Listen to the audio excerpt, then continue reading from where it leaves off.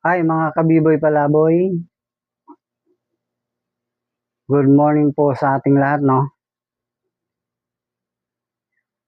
Araw po ng Martes ngayon at araw din ng rest day natin. At samahan niyo po akong mag-breakfast.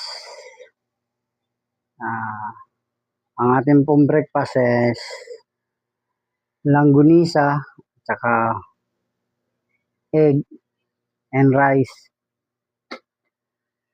and coffee, no?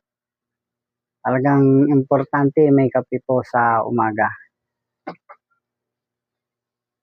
Kaya samahan niyo po ako mag-breakfast tong umagang to. At marami pong salamat po sa inyo.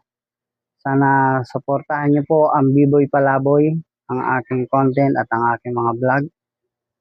At good morning po sa inyo.